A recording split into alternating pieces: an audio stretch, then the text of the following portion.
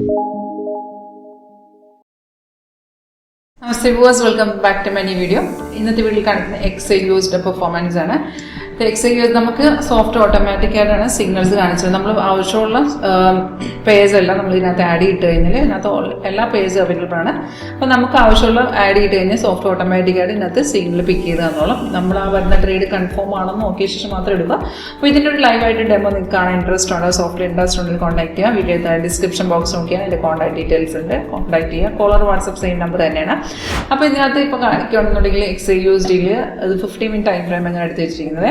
നമുക്ക് നമ്മുടെ time frame ഇതനുസരിച്ച് മുകളിലെ ടൈം ഫ്രെയിം ഓപ്ഷൻ ഉണ്ട്, നമുക്കിത് ചേഞ്ച് ചെയ്ത് നോക്കാം. ഇപ്പോഴത്തെ മാർക്കറ്റ് റേറ്റ് ആണ് 2733 കാണിക്കുന്നത്.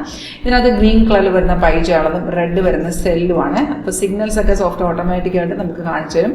സിഗ്നൽ വരുമ്പോൾ ഫസ്റ്റ് ഇതുപോലെ അലേർട്ട് മെസ്സേജ് വഴി ഇൻഡിക്കേഷൻ തരും. അലേർട്ടും വരും, സൗണ്ട് കേൾക്കാൻ പറ്റും. അതേ ഡീറ്റെയിൽസ് ഏറ്റവും മുകളിലത്തെ ഡാഷ്ബോർഡിൽ ഇട്ടുണ്ട്.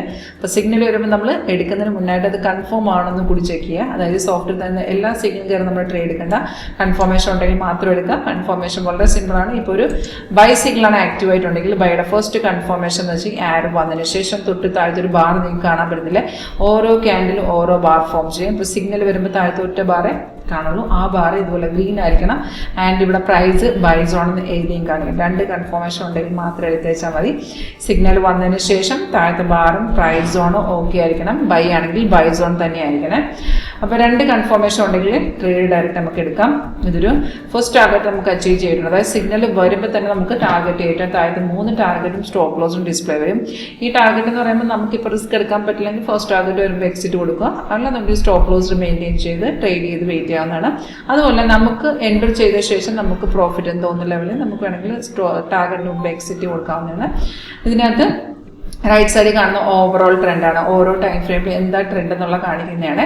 ഇപ്പോൾ ഈ ഒരു ട്രേഡ് അനുസരിച്ച് ഫസ്റ്റ് ടാർഗറ്റ് അച്ചീവ് ചെയ്ത ശേഷം മാർക്കറ്റ് സ്ലൈറ്റ്ലി ഒന്ന് ഇറങ്ങുവാണ്. റെഡ് സ്റ്റാർ നിങ്ങൾക്ക് കാണാൻ പറ്റില്ല, അത് റെസിസ്റ്റ് ചെയ്യുന്ന ലെവലാണ്. അതായത് റെസിസ്റ്റൻസ് ബ്രേക്ക് ആണെങ്കിൽ അവിടെ നിന്ന് എഗെയിൻ ഒരു അപ്പ് ട്രെൻഡ് സ്റ്റാർട്ട് ചെയ്യും. അല്ലെങ്കിൽ റിവേഴ്സ് ഇപ്പോൾ സപ്പോർട്ടിനെ ബ്രേക്ക് ചെയ്യുകയാണെങ്കിൽ അവിടെ നിന്ന് പിന്നെ ഡൗൺ ട്രെൻഡ് സ്റ്റാർട്ട് ചെയ്യും. അപ്പോൾ ഇതിൻ്റെ ഒരു സ്ട്രാറ്റജി എങ്ങനെയാണ് വർക്ക് ചെയ്യുന്നത്, ഫോറക്സിൽ വർക്ക് ചെയ്യുന്നത് എങ്ങനെയാണ് നിങ്ങൾക്ക് ലൈവായിട്ട് പഠിക്കാനോ അറിയാനോ ആഗ്രഹം ഉണ്ടെങ്കിൽ ഒന്നെങ്കിൽ ഡയറക്റ്റ് ഓഫീസ് വരെ അല്ലെങ്കിൽ ഓൺലൈൻ തന്നെ ഡെമോ എടുക്കാവുന്നതാണ്. കോൺടാക്ട് ചെയ്യാം. Thank you.